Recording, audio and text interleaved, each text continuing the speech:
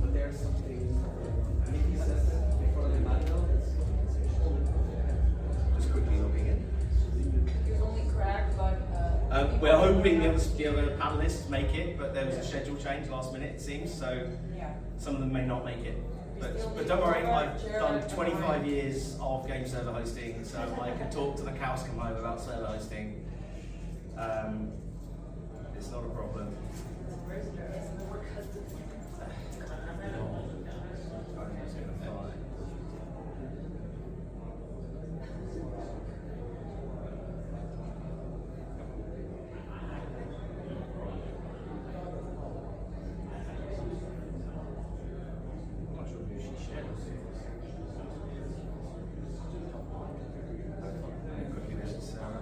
So I'll give it 5 minutes and then we'll start.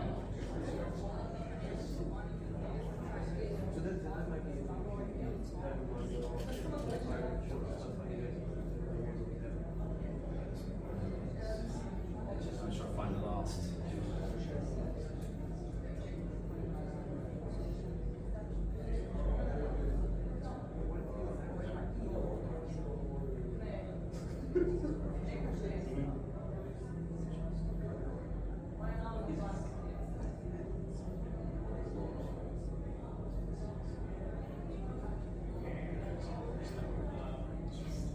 Let's give it 5 minutes.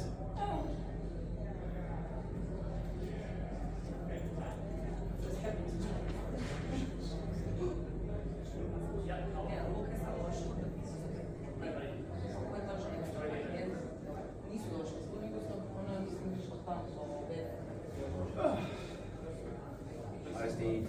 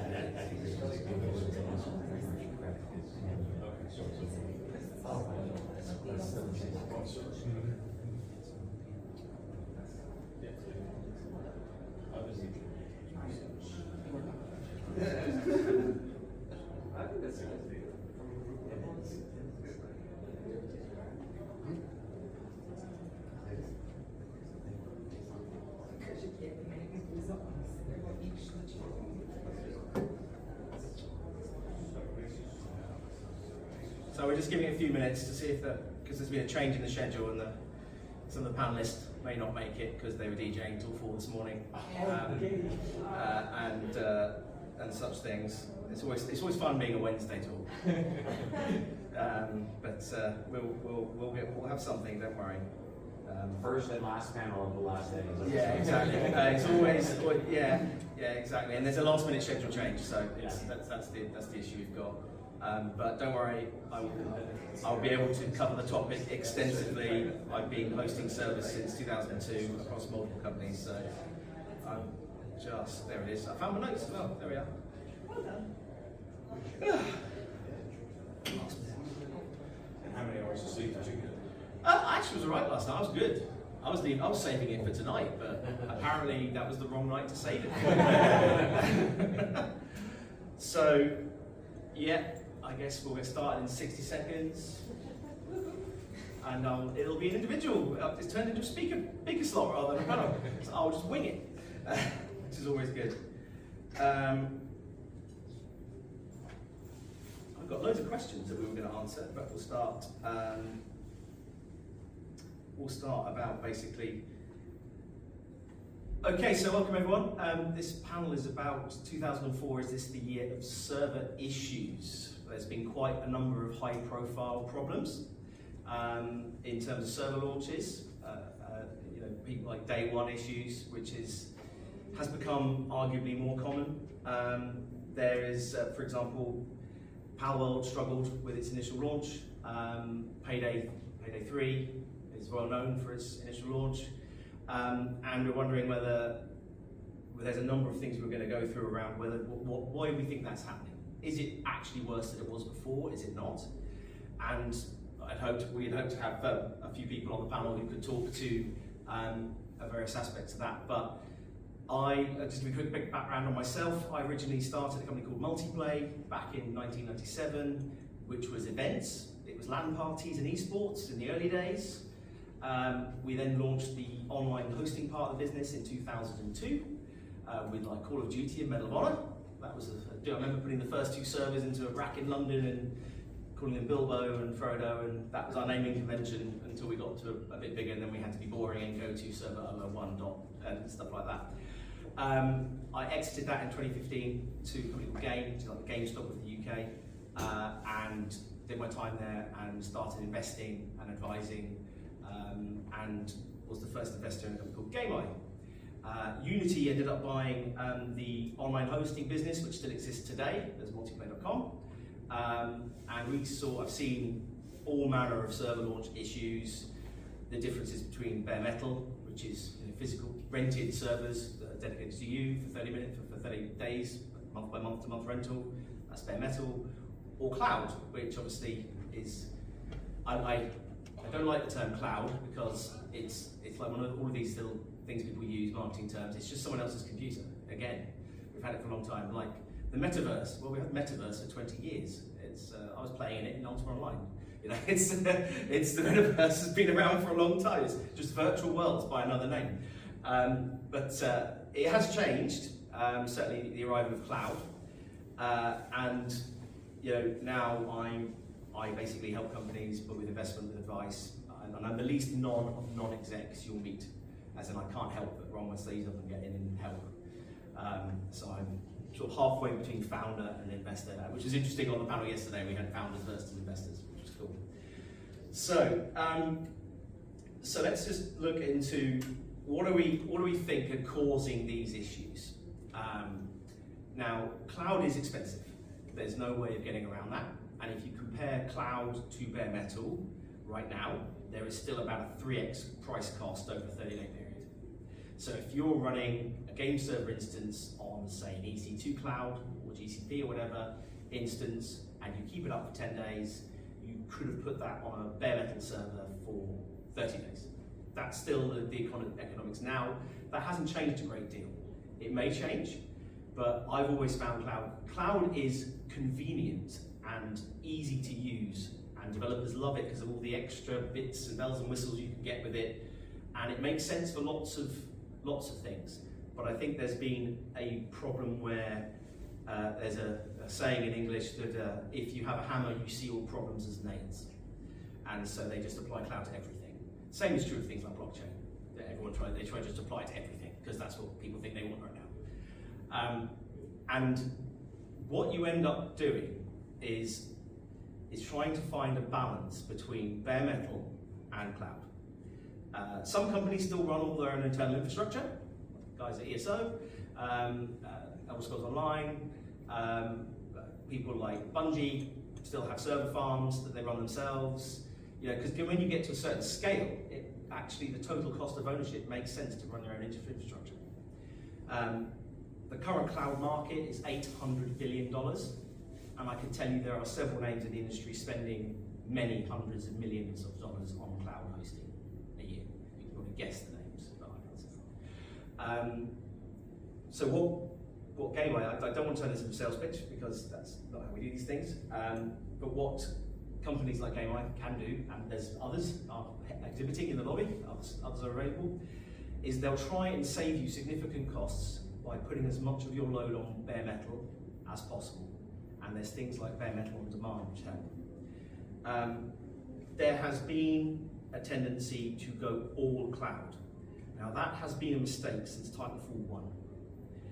I saw that firsthand when Multiplay, which I was running at the time, won Titanfall 2 from the internal team at Microsoft, because Microsoft hosted it on Azure, Titanfall 1, and basically they got locked into huge amounts of committed servers. The game didn't hit that, so they were stuck with a long-term commit. It is very hard to know what your day one numbers are going to be, but there are estimations you can make, and the way to do it, to make the best savings, is to do hybrid. So think about what your knowable number is, put that on bare metal, then be ready to scale into cloud if you need to. But there are also bare metal providers that can give you what you need very quickly indeed. There's bare metal on demand. It's almost bare metal as a service if you want to go down that BaaS, another SaaS term. So what we learned from that, other than having lots of frantic phone calls from Microsoft saying what the hell's going on, was to do global coverage, true global coverage for Titanfall 2, we had to have GCP, AWS, and 18 individual cloud bare metal providers to get global coverage. Now, that global coverage has got better from the cloud, but it's still not going to be global for some time because it does not make economic sense in some locations. So you have to find local partners to reach the hard to reach places. We probably wouldn't need 18 today, we might need, say, another 5. But latency very much matters when it comes to game server hosting. There's all sorts of corny lines like latency kills and things like that. But you can't fix the speed of light. You have to have your game servers as close to your key player base as possible. And what we've seen is people not estimating. There's 2 ways you can get the problem wrong. There's the Titanfall 1 way, where they overestimated massively and had locked-in costs. And then there's the recent issues where they've underestimated massively or underestimated their capability to scale even in cloud. Cloud is not some infinite, resource. There have been times where Amazon has said, no, we can't do that. Google has said, no, we can't do that. We don't have the kit. There has been times when Amazon has taken down Amazon.com servers and moved them over to service someone's infrastructure, for example. So it's not some infinite thing. So you can't rely entirely on it. I think what's happening is, and I've seen this, for example, with the launches of all the multiple battlefields, that we would learn a lot from Battlefield 2 over the year and a half it was out, and we'd lots of feedback. We did a lot of the ranked servers around the world. We'd feedback to the people, and they'd fix things. Then when the next one came out, all of that learning seemed to have gone.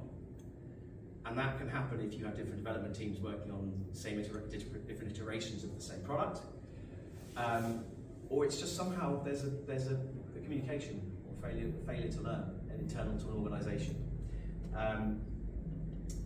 So I think there's a testing issue here. There was clearly not enough load testing done in some of these instances.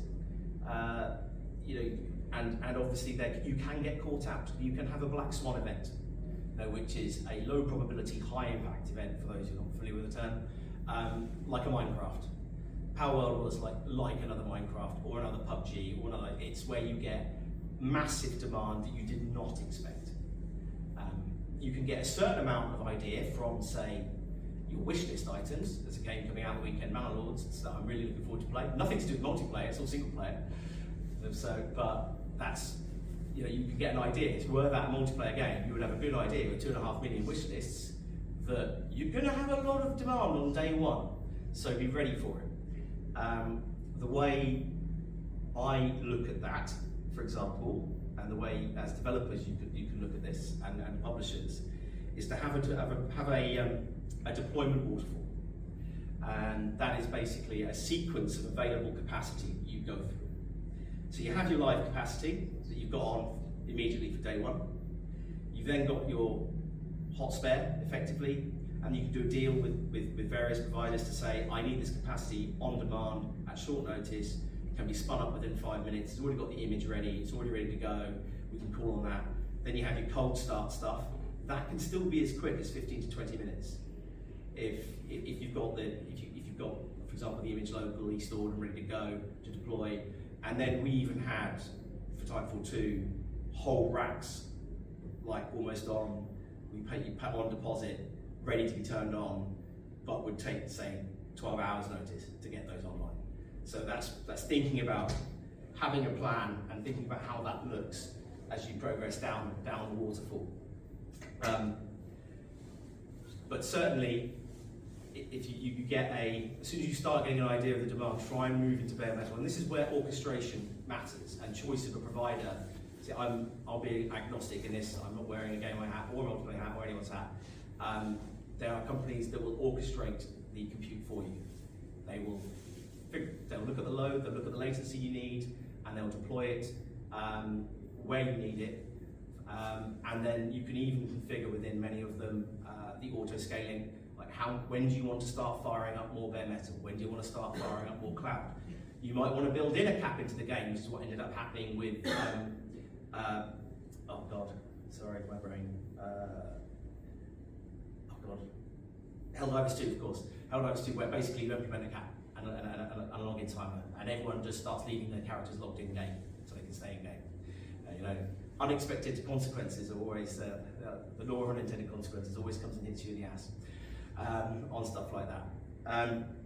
So there are things you can do to put in place things like that, but I think you've got to try and give the best possible player experience, because ultimately that's what's all of us done. And I would argue that all these server issues does nothing but hurt the wider industry. It makes all of our jobs harder to convince players that they're going to get a good experience on day one. And every time I see one, I'm like, first of all, my first thing is go to whoever it is and go, can we help? Do you need a hand? And second is, for sake, yeah, can we please learn from this? And I think, you're never going to estimate your day one numbers accurately. You're never going to. So you need to give yourself flexibility. And I think that's where working with a partner, because very few teams, certainly indies, will have the bandwidth internally to run not only the orchestration, but then your matchmaking, all the other back-end services that you need potentially for your game. We work with partners on that. Everyone works with there's partners that all partner up in the industry that work on that. And we all get on. So you can effectively plug in the different modules that you need to make that work. Planning tests well in advance of a launch. Stress testing. Yes, you'll never be able to fully replicate what happens in the real world, but you can get close. You can certainly test things like APIs, which I believe has been the cause of one recent failure. It wasn't actually there weren't enough servers, it's just the matchmaking and the load balancer couldn't cope with the number of API calls. So it's stress testing each part of the system and doing player tests. This is where beta tests come in handy, things like that as well. Yeah, and that avoids things like, do not buy yet if you want to have the multiplayer experience, servers don't work still 15 hours after launch. We all know that gamers are about the worst to keep happy. Toxic communities are rife, they are impatient, they are the definition of impatient customers. They want it now, and they are really pissed off if they can't have it now. So that's sort of what's costing this. The sort of technical challenges contributing to these industries. I think I've covered sort of the fact that the cloud isn't infinite, so you can't count on it 100%. So have a plan B, and that could be multiple bare metal providers. I would suggest you use an orchestrator to help you. I wouldn't ever rely on one provider at all. I wouldn't rely on one cloud provider. Amazon will tell you they never go down. I know when they've gone down, and they went down on GDC once on stage. Nothing is immune. Google has gone down because one person put a line of code somewhere and deployed it. They are not immune to human error, and these systems are going down. So the only way to truly know you is to have multiple choices. And then there's things like DDoS attacks. Yes, they can be mitigated to a certain extent, but being able to quickly shift your player load elsewhere seamlessly is something that you should consider as well, and there's people who can help you do that. How do you get a bug fix out globally quickly? You know, there's solutions to that. Do you have a partner that can do it where you leave the current live user base up, and then just as those sessions close out, the new sessions are coming up with the bug fix code? There's solutions to that, which can be done. A lot of partners can help you with that.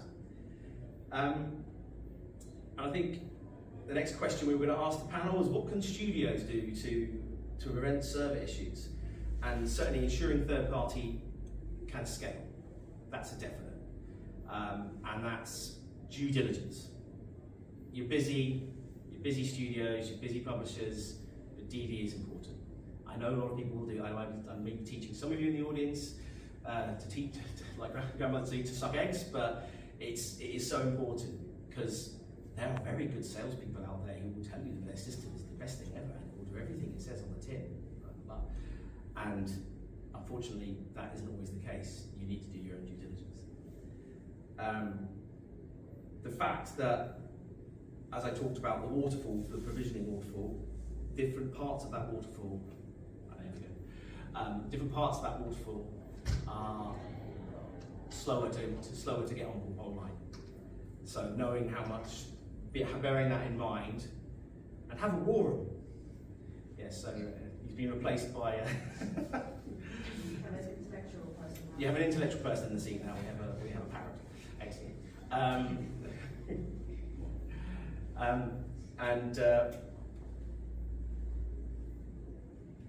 Exactly, it's addressing that problem of the infrastructure components, of them knowing how long it's going to take you and building that into your plan.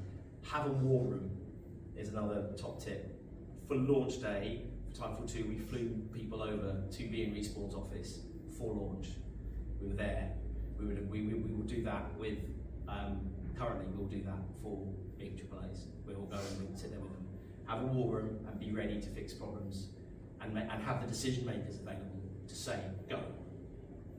Because nothing's worse than not being able to get a go to suddenly go into cloud and spend an extra $100,000 million because the game's doing really, really well, and not having a decision maker available to say this is okay. That's a problem for some people, not others, but that's the thing. You want the people in the room for launch to make the decisions. Assess each of your providers' scalability. Ask them, how many servers do they have? How many locations? What if I wanted 2,000 servers of this type now, Google, could you give them to me? Ask that question. And they said no. And you can ask them, how much capacity are you running at now? And in general, globally, there is a significant availability of capacity. It's just sat in lots of different places. And that's one of the problems I'm looking to help solve with another project, in terms of leveraging that spare capacity that sits in lots of data centers around the world and is doing nothing.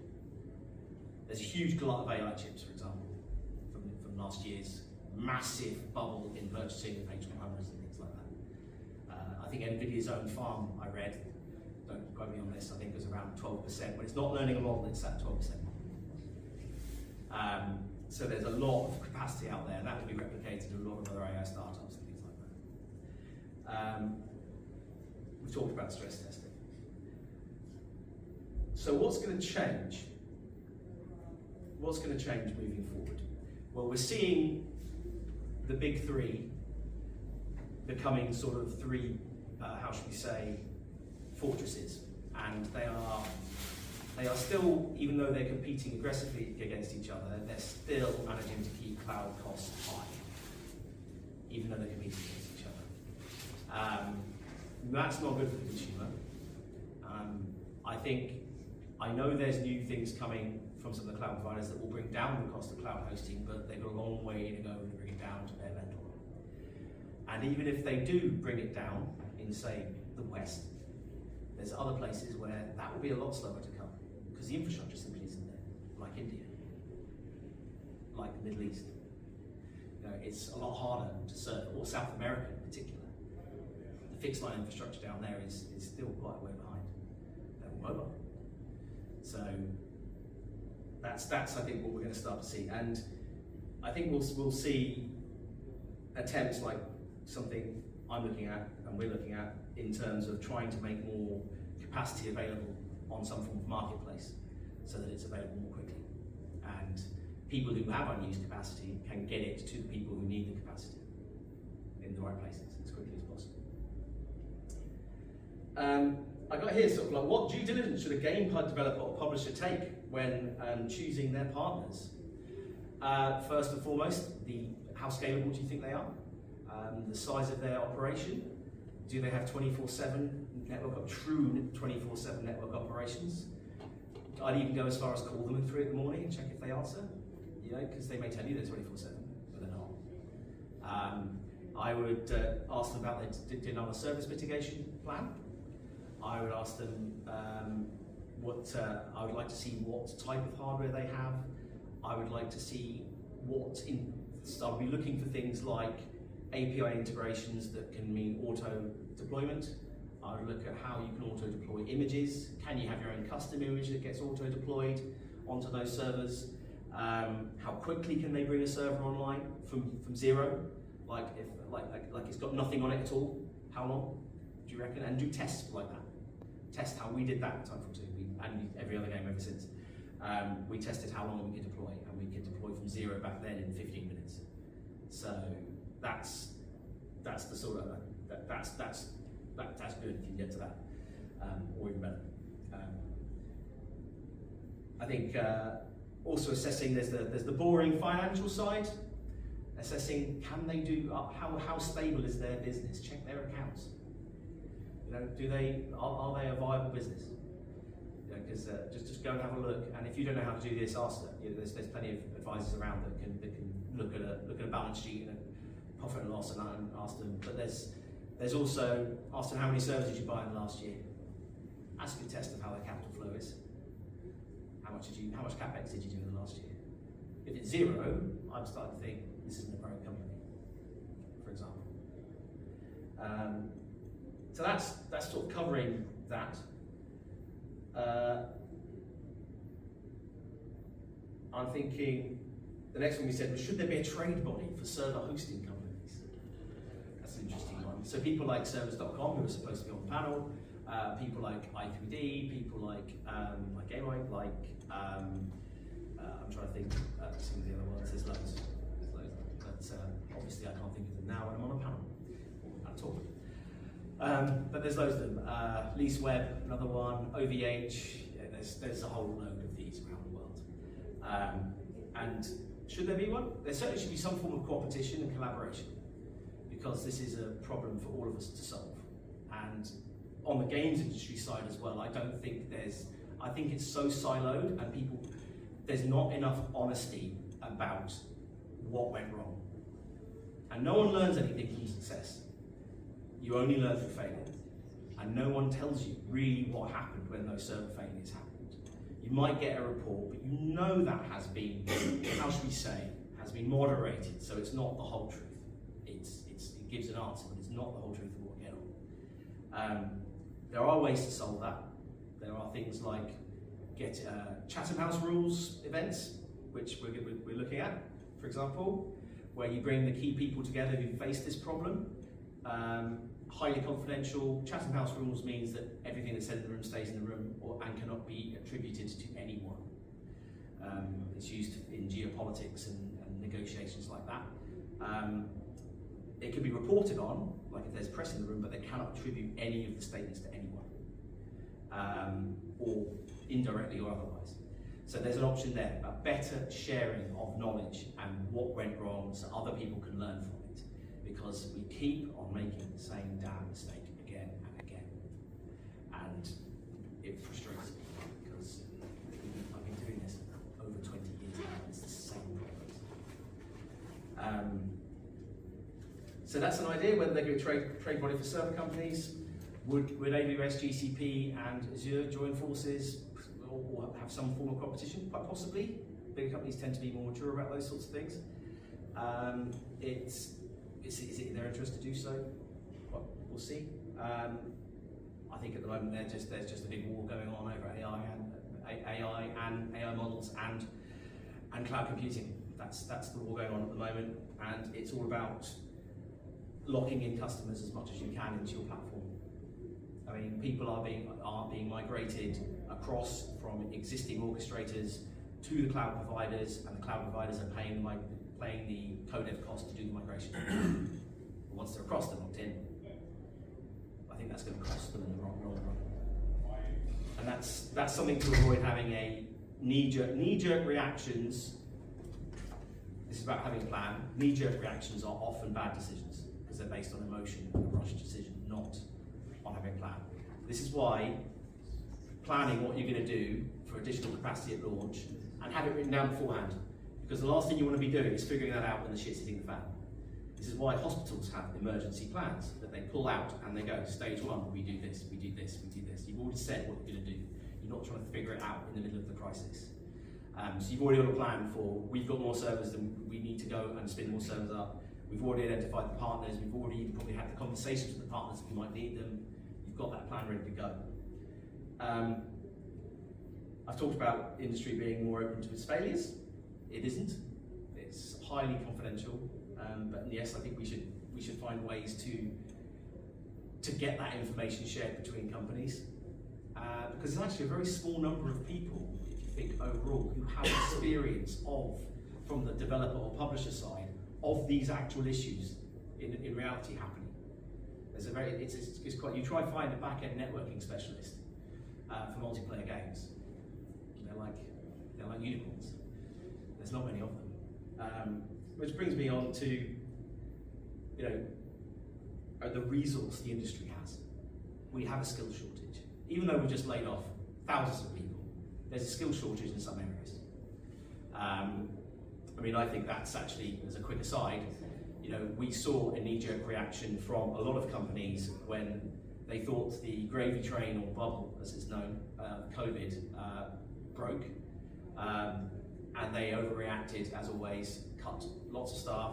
Then other companies get on the bandwagon and cut more staff because they've got cover to do so now, make their next quarterly report a good one, and they also cut lots of games. 12 months later, they're going to find themselves wondering who they need without the people to do what they need them to do, and they're going to find they've got a low but short pipeline of games. What they're going to sell next year. So they're going to start selling games again. So it's kind of like the overreaction. In reality, if you looked at the growth of the games industry and just continued the trend pre-COVID to where we are now, it's still a straight line. It's just a bump of COVID. So it's a reversion to mean, as we've said on which is it's still growing. It's just we had a bump.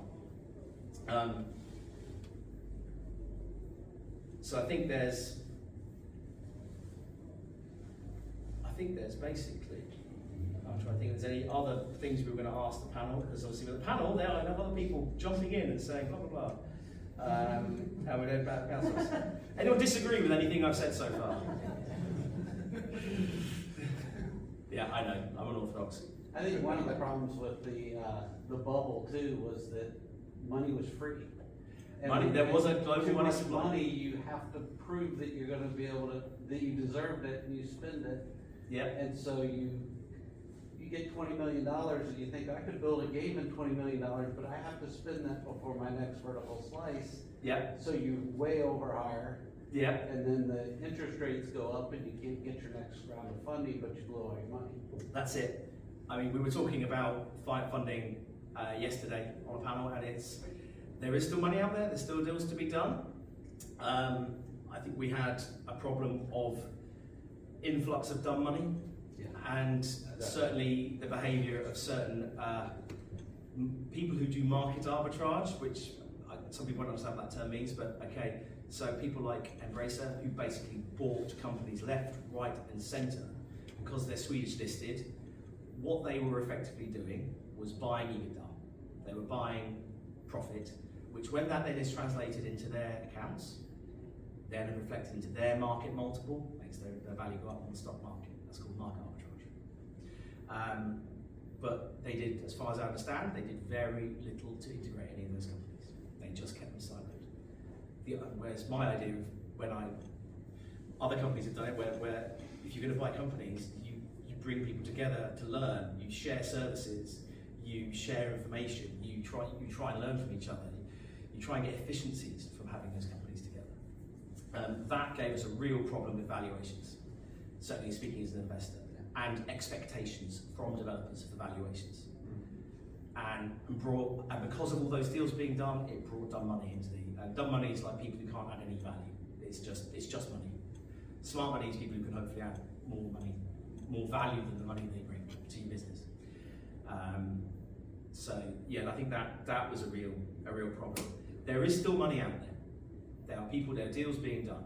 Andreessen Horowitz did a deal recently, 45 million for an AI company. They're still spending money. There is money in funds that needs to be placed. And what you're saying there is, another thing people don't understand is that the way VC funds work, and to an extent PE funds, is there is a pressure to place capital. What that means is, if they've raised a certain amount of money in their fund, and they've not deployed it yet, they don't get management fees on stuff they haven't deployed. So there's a pressure to place it. If they have a fund close date, or a close date when they have to finish their investments, that makes it even worse, because the pressure is even higher to place the money. For example, in the UK, we have some tax-efficient investment schemes called SEIS and EIS. Funds based around that have to have fully invested by 4th or 5th of April. They have to have spent their money by 4th or 5th of April, leading to a rush in March. And guess what happens when there's a rush? You make some mistakes because you've rushed to spend the money. And that has happened as well. They've got end of fund times, they've got to place the money, they're not earning management fees on it, that can lead to bad decisions. So yeah, I think there's survive to 25 is the catchphrase at the moment. But I'm optimistic because I think what doesn't kill you makes you stronger. I think the layoffs that have happened will lead to more studios, will lead to more talent being available to other people who previously couldn't get that talent. I think we'll need fresh ideas, and I think we'll actually see the publishers coming back, the bigger publishers in particular, coming back to the table and signing more games in the near future when they realise that they've got a pretty dry pipeline up ahead. And we're going to see new ideas. It's the slash and burn forest is how you get regrowth. It's just not very nice, especially all those unfortunate people who've been made redundant. But good people don't stay down for long. They will find their way. There are lots of new studios. Any questions? Just on the talent side, does that just not mean come 2025 that we just face more chaos? Like you talk about work to me, it just goes the other way. Yeah, I mean, it's the issue. I think is it is in some of the very specialised areas, and I think you're seeing a rise of codev. There's a lot more codev out there now that specialise in these sorts of areas, and that's I think they're going to do very well, because in the absence of having the skills in-house, you're going to have to go to codev studios who've got the skills you need. You might see a consolidation in codev, might be a prediction of mine. There's too much code there.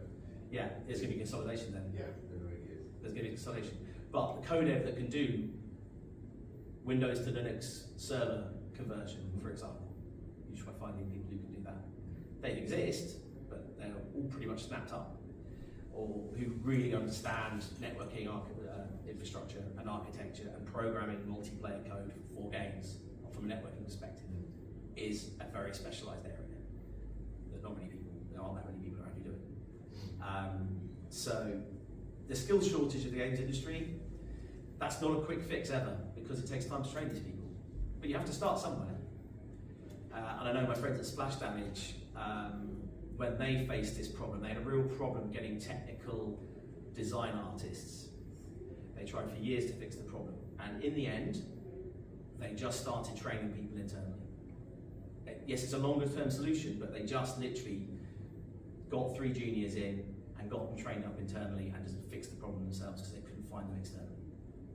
That's the sort of thing that might need to happen. You might need to get these people to start training up. Who is next? How do we do that? How do we convince the companies that currently employ them to do that? That's quite a hard problem to solve. Government, it probably requires government intervention in some ways to incentivise. So and we're still quite, in industry terms, we're still small.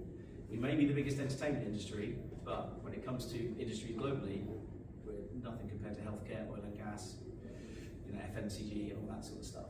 So certainly we've done I think in the UK in particular, we've done a very bad job of lobbying politics. We've done a very bad job of doing that. We've done some successes. There have been some successes, but I don't think we aren't getting the share of voice of politicians that we should be. Because obviously we're the demon industry. We're the people who has kids shooting people. You know, that's, you know, we're the responsible for all of society's ills. It used to be movies, now it's us. But even though there's no evidence for that at all, in fact, quite the contrary. I'm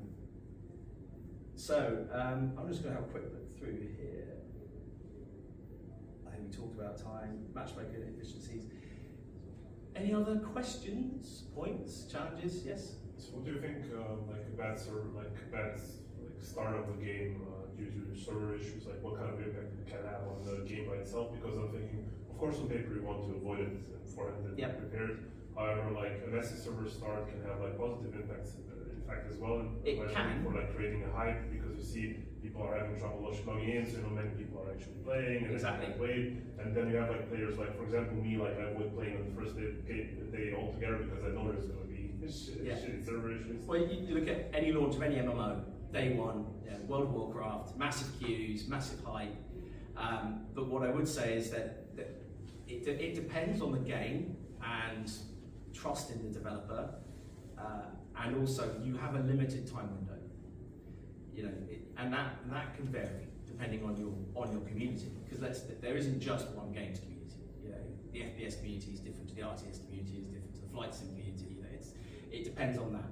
I think you need to fix it as quick as possible, but it can have a devastating impact, as we've seen on some of the titles that have launched. If it's not fixed quickly, they'll give you the game for all I'll say about the games community. They will be, if you communicate with them, you tell them you have. This is the same in just about every walk of life, actually, in every aspect of business. If you're communicating, they often give you a lot more slack than if you're not. If you're just not talking to them, that's what pisses people off. Same if you work in accounts payable. If you owe money to people and you're running a bit tight on cash flow, if you don't talk to them, that's when they start getting shitty with you. If you're talking to them, telling them about the issues you're communicating, that's when they give you slack. You know, business is always about people dealing with people, and that's the same in games. You are dealing with people, and if you communicate with them, I don't think there's such a thing as over communication with games communities. You know, communicating with them, we know their problems, we're sorry, we're working hard to stop them, but actually actively keeping on communicating what you're doing to solve the problem. That's crisis PR, really. But it isn't that difficult. It's just being as honest as you can be and telling them as frequently as possible what you're doing to solve the problem. And let people help, because we've tried, I've tried to help people having a server issue, and they say, sorry, no, we can't do it right now. We can't. We have to try and make the current situation work.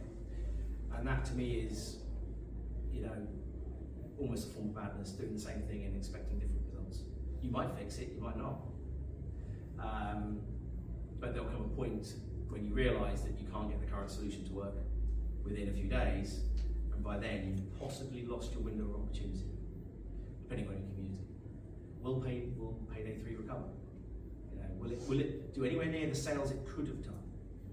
Well, none of us can answer that question, but I would certainly argue there's a good chance it didn't, and it won't, because you have a lot of the different games have different sales profiles of how the sales go, and the DAU and the DAU over time and the purchases over time and things like that. But some games do still rely on the first month, do still rely heavily on the first month or first quarter of sales to make it, and then it just becomes a long tail. You know, time until your next Steam sale, for example, talking about PC games. I think that's there are changes to the models that have affected that, things like Game Pass and stuff like that, where some people have already made their money before they even launched the game, or at least we covered it. But I think that's the answer. It's communication, honesty, and being open to help, being open to looking at alternatives. But if you've had a plan beforehand of, if this, what's our plan B? What are our waterfall stages that we're going to look at to provision more capacity should the worst happen? And who is doing the talking should be part of that plan. Who's the community manager? Who's got the flak jacket and is ready to just be out there actively responding to the community should the worst happen? Because often these things are afterthoughts. Craig, I know of a couple of games in particular that their reviews on Steam crashed early because of their server issues, particularly in Russia. I know this is pre-war, but Russia, they used to have particular problems in Russia, and they ended up with really negative reviews that they clawed back, and they would actually end up with a mixed, or even possibly make it into positive, but really there should be an 80%, 90% reviews. Is there an anomaly in that region, or is it just poor planning? Well, every region is different in terms of the cultural differences, in terms of how resilient are they to there being a problem. You're right. You can come and answer some questions. It was supposed to be on the panel, but there we are. How are we doing for time? Oh, here we are. We've got 10 minutes. 10 more minutes. There you go. Don't worry, I handled it.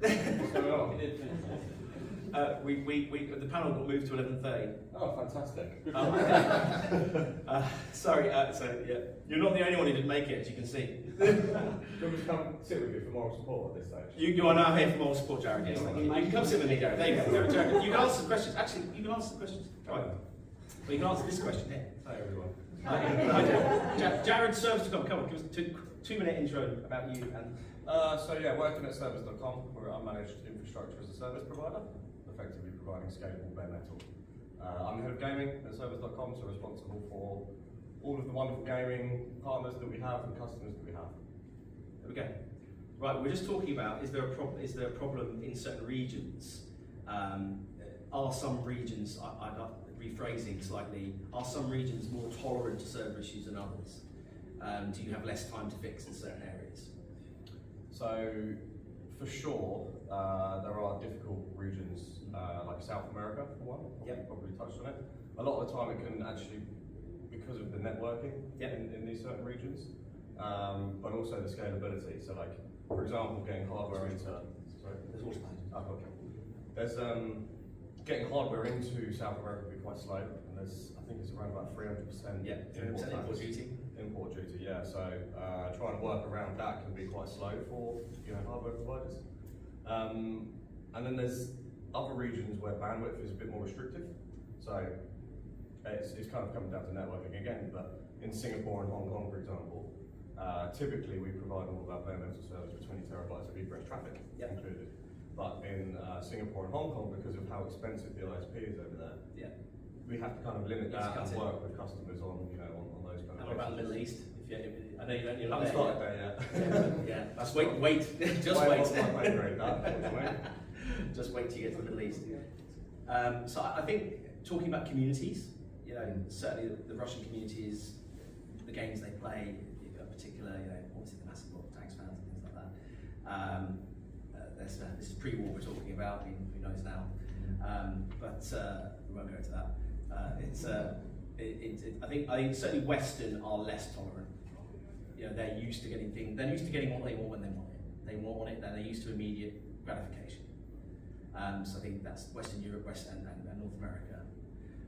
Other communities are used to having to deal with outages, poor service, things like that. That's why somewhere like Russia might recover better than others. But it kind of goes to your point you were saying about planning and scaling. Yes. Is you could have a really good game that gets destroyed on reviews because of its launch. That's the real problem, and that's why you've got a limited time window to fix it. I would say you need to fix it within the first 12 hours. Yeah, agree. That's how limited I think you're talking. That's why you have a war room. That's why you have a backup plan. That's why you get ready to talk to other people or have them already talked to. That's why you do your load testing beforehand. That's why you do your due diligence on your providers. You have more than one provider. There's no point.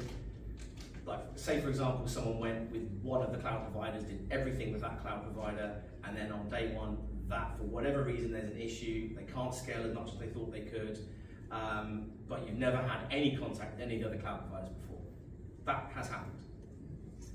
It's like, you should have those conversations beforehand. You should have an account manager ready to talk to. You should almost even have pricing discussions with people. Or really, you should use, in my view, I'm biased though on this, you should really go to an orchestrator if you don't have the capacity yourself in-house to manage infrastructure like that. Have you talked about stress testing in local regions?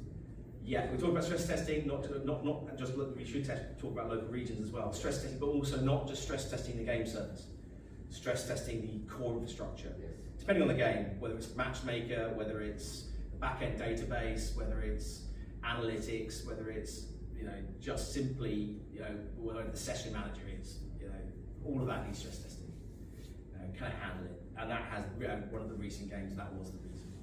I don't know if that was under an or not, so other than saying that was one of the reasons. One of the recent ones was nothing to do with the service, was to do with the backend, another backend part of the game.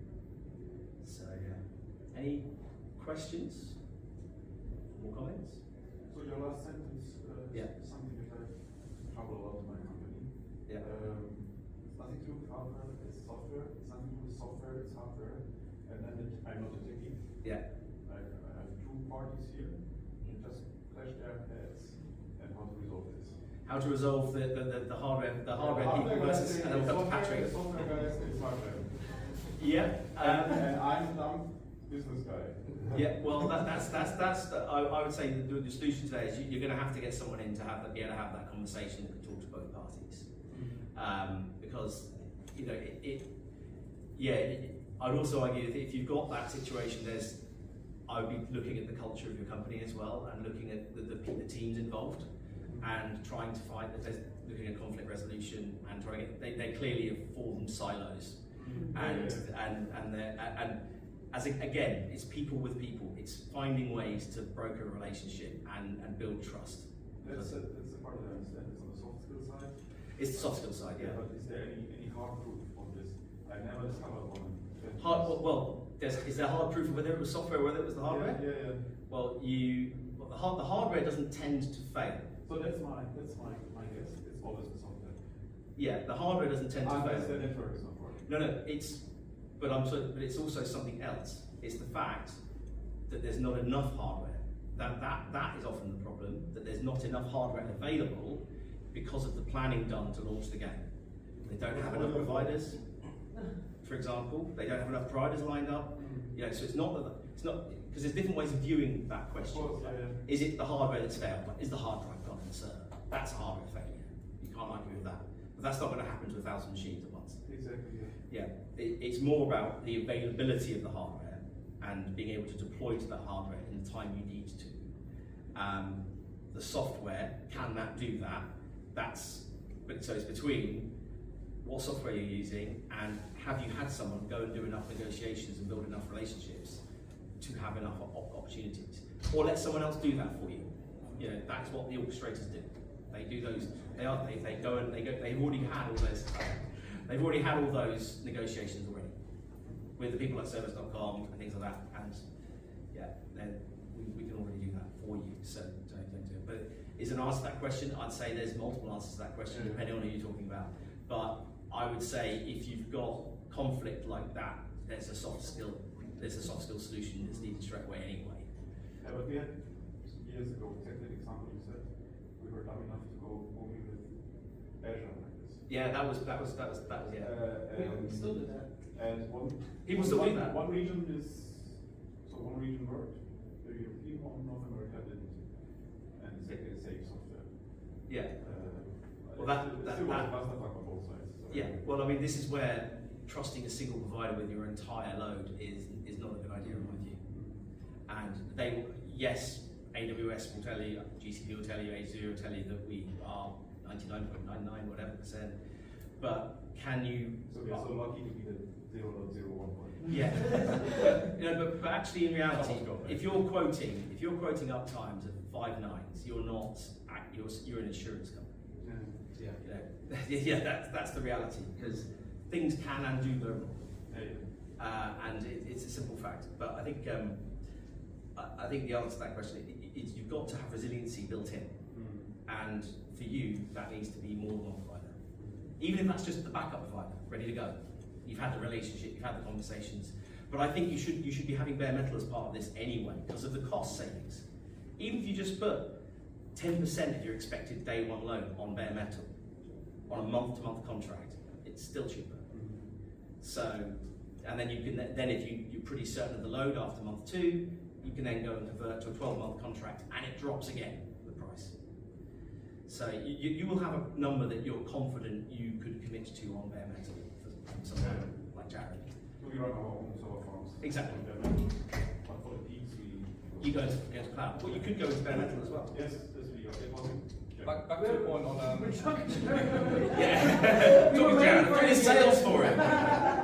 There goes the NDA. Sorry, they can't see him on I think back to the point that if something is working completely fine in Europe, but it's not in North America, it could be like you've really got to write a full shopping list of like exactly what hardware is it that we've got, like all the way down to the brand of the routers and the firmware update on the routers. And I've had that recently, where the software guys were complaining, the hardware guys were like, well, there's nothing wrong outside. They ended up collaborating really well and actually worked out. One of the core routers in North America had a slightly different firmware update, or it was a slightly different brand. We got the new brand in, then the firmware update needed to be done. It's those ever so slight tweaks where software is obviously very, very sensitive. So I think just really going granular as to like, what hardware do I have? Is there any differences? And then trying to kind of debug it at that point. It's almost an art or science at times. Oh, it's true. Debugging this sort of infrastructure. Same thing with chips. Yeah. I've seen chipsets that do just a different chip on different servers and. Yep. They can have that. Perform differently. Yeah. Absolutely, which is why tend to try and stick to a single type of server if we can, and that it tends to be that's the case anyway. You tend to buy a lot of the same sort of architecture, and that's the same with a lot of server companies because it makes sense. It makes it homogenized, to have a big chunk of because it's easier to sell. These are our servers types available. Yeah, you can configure them with new memory and hard drives and things, but the core tech inside is pretty standardized. There are a lot of games that go down that route though that then are bottlenecked in terms of scaling because they're like, well, I need this exact CPU because I've not built anything out of that, and it's for some reason it doesn't work. So if from the start you can create your software to be agnostic, it does increases the scalability. And that comes unfortunately you and him because obviously you didn't know the panel climate change. We did talk about literally testing it. Yeah. Literally stress testing, and that was you've just added to that list. There's another one on the DD list. Just test across different CPU architectures. And I think we've got 3 minutes left before I get pounced on. Any last minute questions, points? Patrick, you did ask. This is not a non-technical question, but with a smaller studio with server needs, every task in development comes at the expense of another task, right? You're not running parallel passes. Zero-sum game. Right. You mentioned due diligence and stress testing. How early on in that stage should you plan on doing that, and how time intensive is that process? Because that's coming at the expense of the game development, right? I think you need to do it as early as possible. Right. You need to be working with an orchestrator or a server provider at least 18 months ahead of launch, I would say, as early as possible. And how long does that sort of shopping process among providers last? Yeah. It can last. It varies. It shouldn't really stop, and until you're really locked in. But certainly, I wouldn't be looking providers 3 months out. That's getting too close to crunch, and you don't have the capability then within the team. Everyone's focused on game launch. They're not focused on. You're not going to have resource to test it. You've missed the boat then. But obviously, I'm generalising. Some studios, it's 18 months. Some studios, it depends on the game and the type of it. But you should be doing server tests well in advance. As soon as you've got playable alpha code, you should be starting to get an idea about that. And same with stress testing at the end. Yeah, and making sure, doing things like does it containerize? Working with people, is it Linux executable rather than Windows? Because there's obviously cost implications of Windows. So it should be Linux by default from a cost perspective at least. so we don't even bother with Windows hosting. We do it all on Linux. So that's often the case, is that finding someone who does the Windows to Linux binary conversion, which are like what is it, hen's teeth.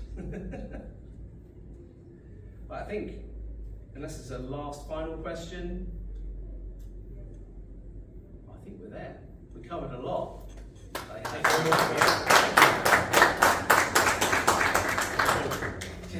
I basically ended up being a talk. That's the right answer. I just talked at them for like 40 minutes. Thank you. No one's